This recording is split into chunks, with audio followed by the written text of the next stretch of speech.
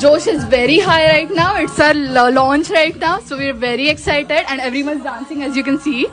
So yes, we're very excited and very happy. What do you think? How is level 1 of Daksh? How do you think? Come on, speak to us. Speak to us.